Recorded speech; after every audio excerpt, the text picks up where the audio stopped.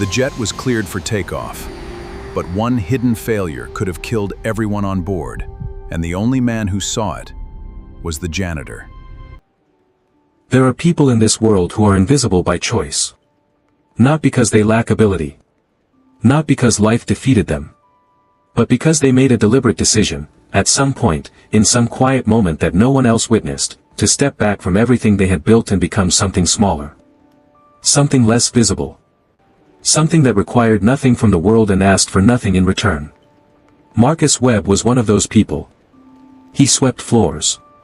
He emptied trash cans. He restocked soap dispensers in executive restrooms and wiped fingerprints off glass doors before the morning staff arrived.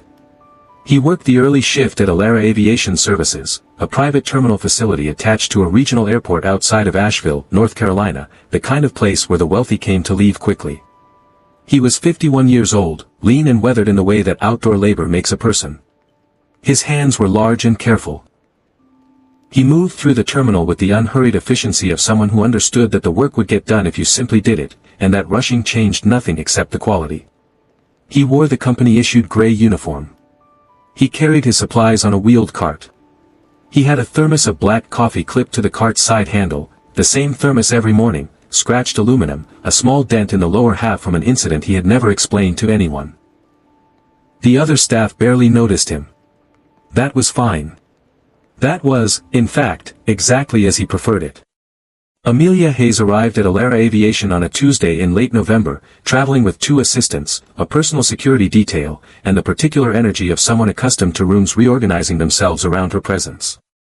She was 43. The founder and CEO of a digital infrastructure company called Luminar Technologies, publicly valued at just over $4 billion. She appeared in financial magazines and conference keynotes. She wore tailored charcoal and spoke in the measured, precise cadence of someone who had trained themselves never to waste a word, or a moment. She was flying to a board meeting in Seattle. Her company's Gulfstream G650 had been scheduled for a standard pre-flight inspection that morning. She had a departure window. She intended to use it. The terminal smelled of fresh coffee and cleaning product. A few other travelers sat in the leather chairs near the windows. Marcus was near the far corridor, replacing a liner in a waste bin, when Amelia and her team moved through the entrance. She walked past him without looking. One of her assistants, a young man named Derek, stepped around the cart without acknowledging it.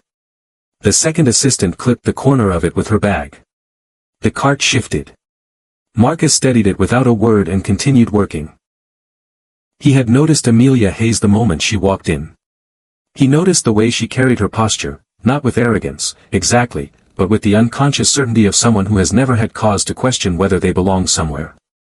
He noticed the way the room tilted toward her. He noticed the watch on her wrist, a piece that cost more than most people's cars, and the way she looked at the terminal with the mild, clinical assessment of someone evaluating an asset.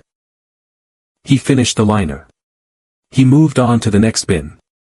Later, as he was mopping near the windows that overlooked the tarmac, he heard Amelia's assistant talking on a phone nearby, the kind of not quite quiet conversation that people have when they believe the background staff are functionally deaf. I don't care what maintenance says, she's not waiting another hour for a revised inspection. Get Harkins on it. Someone credible. Marcus glanced through the window at the Gulfstream. He looked at it for a moment the way a doctor looks at something that isn't quite right. Then he looked at the floor and kept mopping. There are people like Marcus in every industry, every building, every corner of this world, carrying knowledge that no one around them suspects. Most of the time, their stories disappear. If you've found your way here, to stories about the ones nobody sees, subscribe. Leave a comment. Share this with someone. These are the stories that deserve to travel, *. Marcus Reed lived in a 2-bedroom rental house 20 minutes from the airport. The neighborhood was quiet in the way that working-class neighborhoods are quiet, not peaceful, exactly, but tired. Houses with practical yards and sensible cars. Lights that came on early and went off early. He had a son named Caleb. 14 years old, serious-faced, careful with his words in the way that boys become careful when they have watched a parent grieve. Caleb did his homework at the kitchen table every evening without being reminded. He played chess online and read about aerospace engineering and never talked about the future directly, only around it, the way a person approaches something they want too much to name aloud. Marcus cooked dinner every night. He was a deliberate cook, not elaborate, but precise. The kind of cooking that comes from understanding that the small rituals of a day are what hold a life in shape when the larger structures have collapsed. On the wall above Caleb's desk hung a photograph, not framed, just tacked there. An aircraft on a runway, sleek and white, with the door open and two men standing at the base of the stairs in flight suits. One of them was younger. Leaner. Smiling in a way that Marcus no longer smiled. Caleb had asked about it once, when he was 11. Marcus had looked at it for a long time before answering. That was before, he said. Caleb had understood enough not to ask what it was before. In the drawer of Marcus's bedside table, alongside a reading light and a worn novel, lay a laminated card. The size of a driver's license. On one side, an insignia. On the other, a name, a certification number, and an expiration date that had technically passed, but the knowledge behind it had not expired. Knowledge like that doesn't expire. It settles into the body, into the hands, into the instincts that activate before the mind catches up. The card read, FAA Airframe and Powerplant Certificate. Master Technician. Marcus A. Webb. He had worked in aviation for 22 years before the quiet life. Not as a janitor. As a senior aircraft systems engineer at one of the largest private aviation maintenance organizations in the country. He had overseen the technical certification of hundreds of aircraft.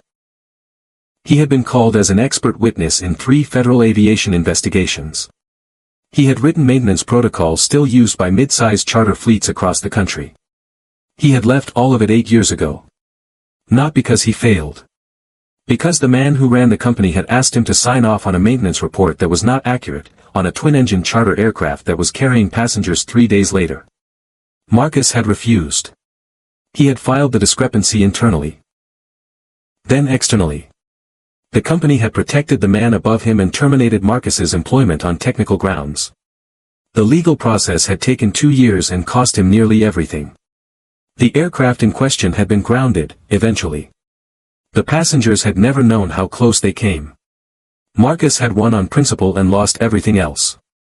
His wife, Dana, had stayed through the legal fight. She had not stayed through the aftermath. The years of silence and displacement, the grief of watching someone she loved become someone who had decided that the world no longer deserved the full version of him. She had left quietly, without hostility, when Caleb was 6. She lived 3 states away now. She called on birthdays. It was not a tragedy between them, exactly, just the slow erosion that happens when 2 people survive something together but cannot agree on what to do with the survival. Marcus had come to Asheville because his sister lived there and Caleb needed stability. He had taken the janitorial position at Alara Aviation because it was available, and because something in him, some quiet, stubborn part, still wanted to be near aircraft. Even if only to clean the floors around them. The call came at 11:47 that morning. The Gulfstream had failed its pre-flight inspection on the second review. A hydraulic irregularity in the primary flight control actuator. Subtle enough that the first inspector had flagged it as within tolerance, but significant enough that the second inspector, brought in by the FAA duty officer who happened to be passing through, had grounded the aircraft pending a full systems check. Amelia Hayes stood in the center of the terminal lounge with her arms folded, her composure intact but tight at the edges. She had 3 hours before the Seattle board meeting became functionally impossible to attend in person. Her company's in-house maintenance contact was in Denver. Every available certified technician on the Alara Aviation roster was occupied or off-site. The terminal manager, a nervous man named Greg, was on his 3rd phone call when he saw Marcus walking back down the corridor with his cart.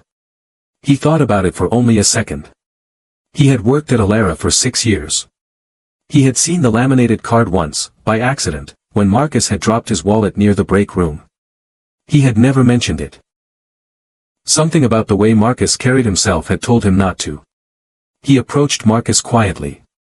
I know you don't do this anymore, he said, keeping his voice low. But we have a grounded G650, a CEO who cannot miss this meeting, a hydraulic fault that nobody here can diagnose, and about 90 minutes before the window closes permanently. Marcus looked at him. I'm asking, Greg said. I'm not telling you. I'm asking. Marcus was quiet for a moment that felt longer than it was. Then, what did the second inspector flag specifically? He changed out of his uniform in the staff restroom. He put on a clean set of coveralls, dark blue, unremarkable, from a bag in his locker that he had never opened at work before. He walked out to the tarmac through the service corridor. Amelia Hayes was standing near the aircraft steps, talking to her assistant in clipped, controlled sentences. She looked up when Marcus approached. Her expression registered the coveralls, the thermos now set on the equipment cart, the ease with which he moved toward her aircraft. "Who is this?" she asked Greg, who was 2 steps behind Marcus. "He's our senior diagnostic technician," Greg said. It was not entirely a lie. She looked at Marcus with the flat assessment of someone running a rapid calculation. Has he worked on Gulfstream systems before? Marcus had already crouched near the forward landing gear bay, looking at something. G650 uses the same primary hydraulic architecture as the 550, he said, without looking up. I've certified 14 of them. She stared at the back of his head. Something in his tone had produced a small, involuntary recalibration. He worked for 91 minutes. He did not explain himself. He asked twice for specific tools, which were brought. He spoke occasionally to the duty inspector, who had agreed to stay, using technical language that was precise and unhurried. He found not one fault but 2, the second hidden inside the first, a secondary seal failure in the return line that the original inspection had not reached. Had the aircraft departed with both faults, the hydraulic system would likely have shown degraded performance somewhere in the first hour of flight. Whether that would have meant a recoverable situation or something worse depended on altitude, load, and timing. He documented both faults correctly. He corrected both. He signed the technical log, a different signature than the one Alara Aviation had on file for him. The duty inspector looked at the log. Looked at Marcus. Said nothing for a moment. You're the Webb who wrote the 2016 multi-platform hydraulic protocol, he said finally. Marcus handed him the pen. Aircraft should be clear for departure, he said. Amelia Hayes departed 47 minutes late. She made the board meeting. She did not speak to Marcus before she left, she was already on her phone, moving up the stairs, her world reassembling itself around her schedule. Marcus changed back into his gray uniform. He finished his shift. He picked up Caleb from school at 3:15, the way he did every day, and they drove home in a 9-year-old Civic with a cracked dashboard and a heating system that worked imperfectly. Caleb asked how his day was. Interesting, Marcus said. What Amelia Hayes learned, she learned in pieces over the following 2 weeks. Her assistant, Derek, had looked up the signature in the maintenance log out of idle curiosity. What he found had stopped him mid-search. He brought it to her that evening in Seattle, a printed profile, some archived articles, a photograph. She read it alone, in her hotel room, with the city lights beyond the window and the quiet particular to that kind of reckoning. Marcus Webb. Former senior systems engineer. Federal aviation expert witness. The man who had refused to certify an unsafe aircraft and paid a professional and personal price so complete that he had rebuilt himself from the ground up. In the most literal sense possible, from a floor that needed sweeping to a sky that needed protecting. She looked at the hotel ceiling for a long time. She had walked past him that morning without seeing him. She had asked who is this in the tone of someone questioning whether a tool was adequate for its purpose. She flew back to Asheville 4 days later. She had cleared her morning. She found him in the corridor near the gate lounges, replacing a light fitting that had been flickering. He was on a small stepladder, working carefully, his thermos on the cart below. She stood near the cart and waited. He came down from the ladder. He looked at her without surprise. I owe you an honest conversation, she said. And I owe you an apology. He picked up his thermos. Said nothing. The way I looked at you when I arrived, she said. The way I asked who you were when you came to the aircraft. That was wrong. Not wrong because of what I later found out about you. Wrong regardless of it. He was quiet for a long moment. He looked at the thermos in his hand, the old scratched aluminum one, dented on the lower half. How was Seattle, he said. It disarmed her completely. It was exactly the thing she had not been prepared for, not bitterness, not magnanimity, just a quiet return to the ordinary. It went well, she said. He nodded once. Good. She had also spoken to her aviation counsel. She had a proposal. A formal consulting arrangement, Alara Aviation and Luminar's private fleet division, with a rate that reflected what his expertise was actually worth. Not charity. Correction. She told him. He listened. He set the thermos down on the cart. He looked at the ceiling fitting he had not yet finished. I'll think about it, he said. Then, the fitting in Bay 4 has the same problem. You might want to get that one too. She almost smiled. I'll let someone know. She left him to the work. He went back up the stepladder. Marcus Webb did accept the consulting arrangement, 3 weeks later. He did not leave the janitorial position immediately, he gave 60 days notice and trained his replacement himself, with the same care he gave everything. He still drove the 9-year-old Civic. He still cooked dinner every night. He still picked Caleb up from school, and on the drive home one evening in December, Caleb asked about the framed copy of an old FAA certification that had appeared on the wall beside the aerospace photograph. Marcus glanced at it. Back at the road. I used to do different work, he said. I know, Caleb said. They drove the rest of the way in the easy silence of people who understand each other. The scratched aluminum thermos sat in the cup holder between them, catching the last of the winter afternoon light, unremarkable and absolutely itself. Some things hold their value quietly. Some people carry their worth without display. And sometimes, not always, but sometimes, the person closest to the ground is the one who knows best how high things can fall. And how to keep them from falling at all.